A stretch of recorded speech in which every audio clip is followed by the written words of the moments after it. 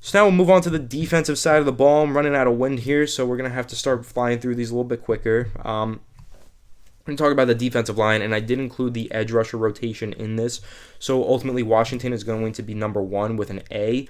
Their defensive line is ridiculous if you really look at it. They play that 4-3 defense, and they have Chase Young on the edge. And opposite of him, they have Montez Sweat. And actually, I think that they usually play, they do play a 4-3 most of the time. So they have Montez Sweat opposite there. And so it's Chase Young and Montez Sweat, phenomenal 1-2 punch at the edge rusher position. But then on the interior of the defensive line, it's like a phenomenal 1-2 punch again with Jonathan Allen and De'Aaron Payne. Just an elite defensive line. Honestly, I probably could have given them an A+, and many of you would have been like, yeah, it's fair. That defensive line is phenomenal. But then you look at the Philadelphia Eagles, and they have a lot to like there on the defensive line as well. And we'll talk about Philly's defensive line now. Fletcher Cox being long-term one of the better interior defensive linemen in the NFL, like really one of the best. Brandon Graham on the edge with Derek Barnett on the other side. Brandon Graham being a really solid run-defending edge rusher, being a really good player. Fletcher Cox being a phenomenal player. And Derek Barnett being a good above-average level player. So overall, I'm going to give their defensive line an A-. I think that duo of Fletcher Cox on the interior with Graham on the outside gives them a really good defensive line. And so I'm going to ultimately give them an A- there.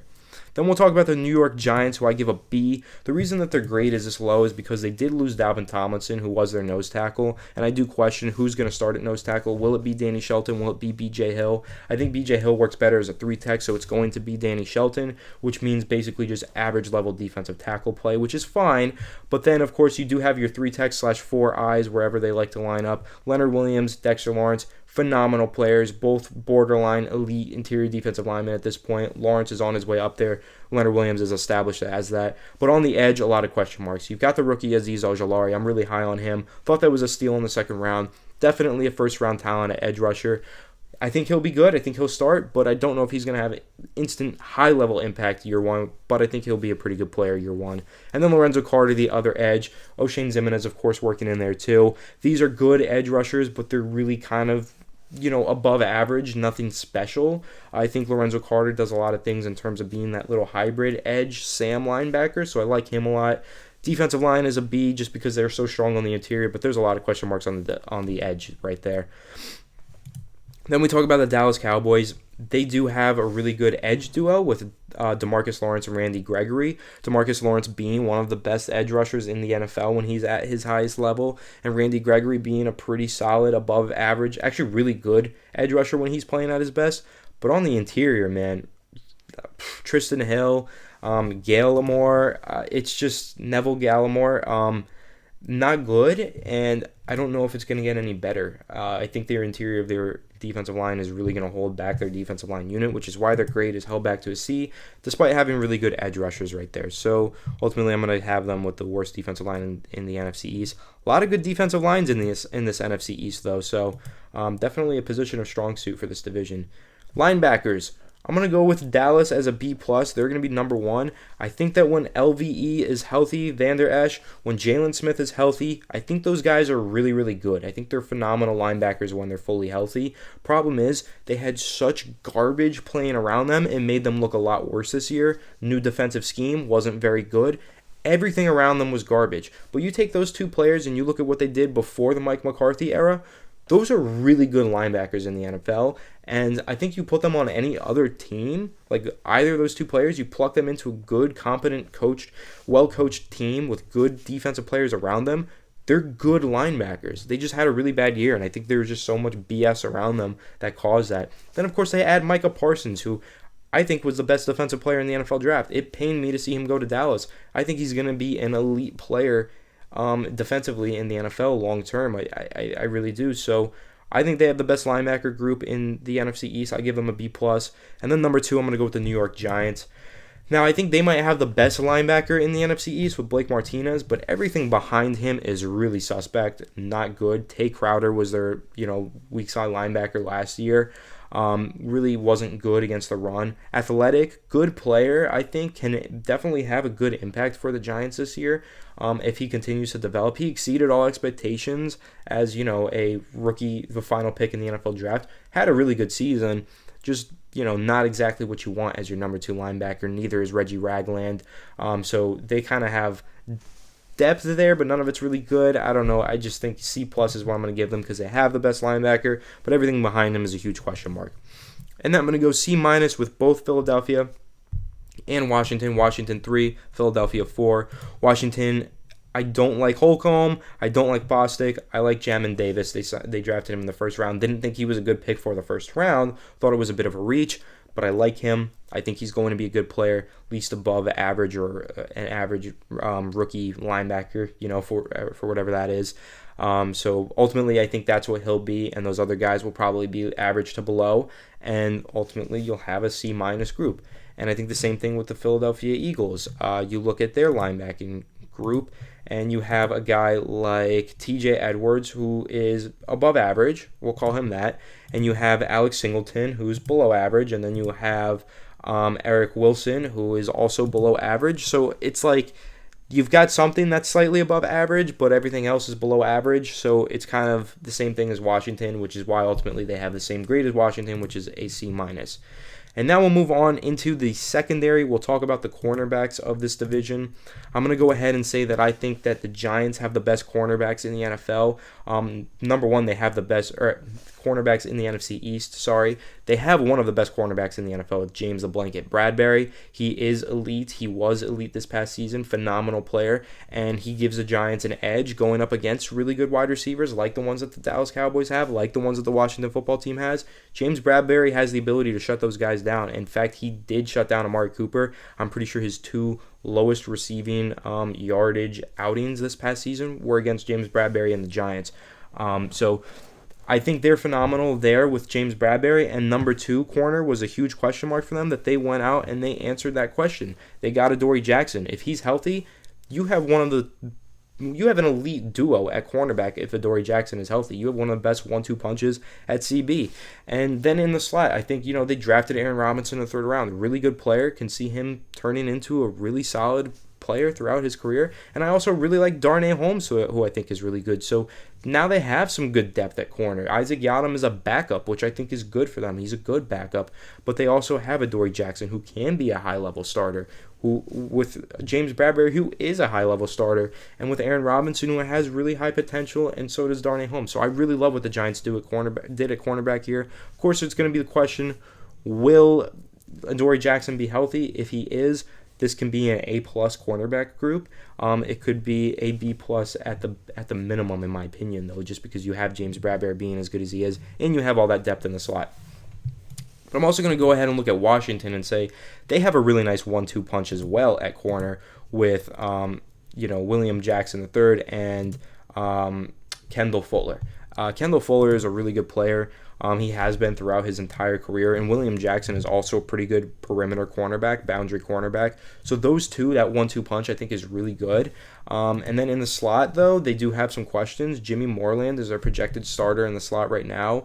So that's where my question marks come from, and that's why they only have a B. Honestly, now that I think about it, I should have put a minus there, B-. I have big question marks about their slot position, but I do think that those 2 outside corners are going to be solid B players, both of them. Nobody in this cornerback group is going to be elite, but those 2 are good, and they're going to remain good. I'm going to go ahead and look at Philadelphia here and give them a C for the cornerback position. The reason being, Avonte Maddox is horrible. He was the lowest graded cornerback in the NFL last season. Deservedly so. He's not a good player in terms of NFL competition. He was amongst the worst, and I don't see him improving that much. But Darius Slay has been a veteran in the NFL and has been a good cornerback for the majority of his career. Really hasn't been that great with Philadelphia, and I don't think he's going to have any return to form anytime soon. But at one point in his career, he was an elite corner, and he is a good outside corner who will continue to be above average. He's just not going to be much more than that, in my opinion, at this stage of his career.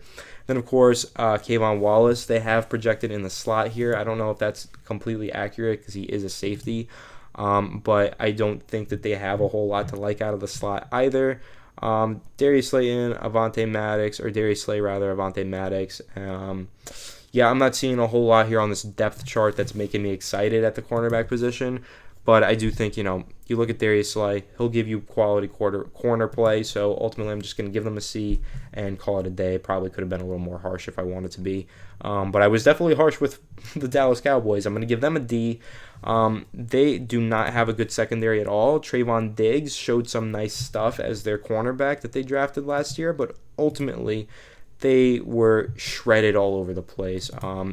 Anthony Brown was not good.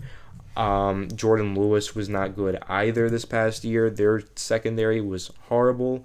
Their cornerbacks were really bad, and I don't know how much better they're going to be just because I feel like there's just not enough talent on this defense for anyone to play off of each other and for anyone to really have a good year in that secondary. So a lot of question marks there. More question marks in the safety group, which we're about to get into as well. Safety, though, I think the Giants are on top there as well. Giants clearly establishing that they have arguably the best defense in this division. Washington's is good as well, though. But safety position, you look at what the Giants put together there.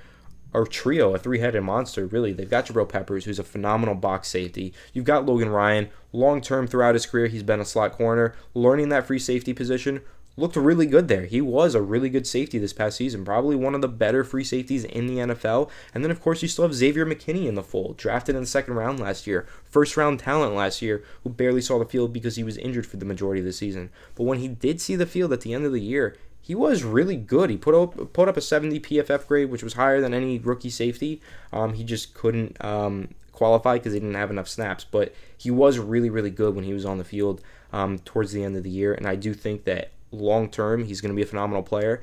And he is a player that you have to mention here. You can't just mention two corners for the Giants because really their defense is a base nickel 3-3-5. They usually play with three linemen, three linebackers, and five defensive backs out there. Three safeties are usually on the field for them. And they really like to get creative and move Peppers into that money backer role. And, then they get their slot corner on the field or they get Julian Love being an extra safety. They really move pieces around. Patrick Graham is a phenomenal coach. And I'm really high on Xavier McKinney. I want to say that. I think that he's going to be a great player this year. And I think all three of those players are going to be well above average. Really good safeties. A- right there. Question marks about Jabril Peppers in coverage, Logan Ryan, long-term at free safety, McKinney, will he stay healthy? So just going to give him an A-, call it a day. But really, really amazing safety group there that has potential to be one of the best in the NFL this season. And then I'm actually going to give Philadelphia a pretty high grade here for safety, B-. The reason why is because they signed Anthony Harris this offseason, a really underrated signing that not enough people are talking about. Anthony Harris being an elite corner or safety from 2017 to 2019. He was elite, and he was one of the best safeties in the NFL in those years. And he had a bit of a drop-off this past season. Could be due to age. He could be getting up there. He's 29 now. He's going to be 30 by the time the season begins. So maybe he's just past his prime. He's starting to wash up. But ultimately, I don't think so. I think that he is a good player, and he's going to continue to be an above-average to good or really good safety in the NFL. So I think that's a really underrated signing that not enough people are talking about. A guy that I really wanted the Giants to get a couple seasons ago when he was available for trade. Ultimately, he didn't get traded, but he did move on this season to Philadelphia. And now he's going to be paired with Rodney McLeod, an above-average safety who's been above average throughout the entirety of his career. Nothing special, not elite, but he's a good player. And those two are going to make for a pretty good safety duo right there. So I'm definitely going to give them a B-. Because Rodney McLeod isn't anything crazy. There is question marks about Anthony Harris as well. So B-. I think that's a fair grade. And then we're going to move on to the Washington football team. Now this grade can change. I have them with a C. This could go lower, potentially. I'm not sure what they're doing at safety right now. There's talks of them potentially cutting Landon Collins after giving him that ginormous contract. There's talks of them moving Landon Collins into inside linebacker full-time just because they're not sure about his ability at safety. They did go ahead and they signed Bobby McCain, who was a captain for the Miami Dolphins this past season and did have some pretty good games out there. I thought that was a pretty good low-key signing. But, again, nothing to really write home about there at the safety position. This is a really average group. They have that Troy Apke that I know a lot of Washington fans are really high on. I'm not. I don't think he's anything too special.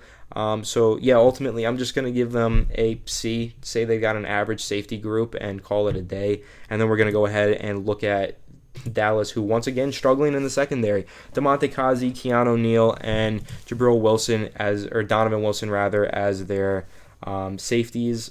Yeah, I don't know. What do you want to say about that? Nothing really good there. Damontae Kazee and Keanu Neal. Keanu Neal is projected to play more linebacker for them anyway, so I don't know. Nothing really exciting in the secondary for Dallas except Trayvon Diggs potentially in year 2. So ultimately, I'm just going to give them a D+. Say, there's potential for Wilson to improve, for Kazee to return to form, for Keanu Neal to be a good player. I don't know. Ultimately, I just don't think that they have a good secondary. Basically, though, that's that. That's going to wrap this video up, going through every single starting position on a roster in the NFL and looking at all 4 of these teams in the NFC East, seeing how they stack up against each other. Who do you think has the best roster in this division? I'm personally inclined to go with the Washington football team. I think what they have defensively, in their defensive front, their front 7 with everything that they have on the defensive line, plus all that they added to their offensive line, all that they added to their playmaking group is really good. Running back is solid. They've got an above or an average quarterback at least, which is going to be the big question mark there. But the offensive grouping is really good. The defensive line is phenomenal. Their secondary is decent minus the safety position. So ultimately, I think that they've probably got the most complete and fleshed out roster. If they add a good quarterback next year, they add a couple more pieces defensively, this could be a real good playoff contender, like a deep playoff contender next year. Not this year, though. I think there's still a couple moves, couple players away. The Giants, I think, you look at their defense is really good. One of the best in the NFL. A lot of questions on the offensive line, though. They added a lot of talent to their offense. Big question marks at quarterback, even bigger question marks at the offensive line. So I don't want to put them ahead of Washington right now just because I feel like they're way more murky. There's a lot more question marks for the Giants. Then you look at Dallas and you look at Philadelphia rather. Dallas offensively, far better. And then Philadelphia defensively, better. I think they're kind of a toss-up. This is going to be a really interesting division to watch this year, again, as it was last year, very interesting. And I wonder, will it be the NFC least again? And there's a good chance that it could be, just because there's not any established quarterbacks outside of Dak Prescott. So you never know. When there's not an established quarterback on a team, it's hard to see them really being successful. So ultimately, that's my take on the NFC East at large. And I'm going to have to say, I'm not going to give any record predictions for these teams. I'm going to say, though, I do think that Washington ultimately wins the division again, but I think that the Giants are going to push really hard to win the division, and I do think that they actually slip into the wild card. There's an extra wild card team. You got to keep that in mind. 7 teams in the playoffs now. So I'm excited for the season. I'm excited to watch all these teams go at it in this NFC East. Really, really great division to watch. These rivalries are legendary, and can't wait to see what happens. So let me know if you enjoyed this video, if you made it all the way through, or if you skipped through, whatever. Make sure to leave a like if you enjoyed it. Subscribe if you're new. Ring the bell so you don't miss a video. Check out the member section. I would love for you guys to join. We give you a lot of great perks, and we really love and appreciate all the support from all of our viewers as it is. So thank you so much, and I will see you in the next one. Have a good one, and go Giants.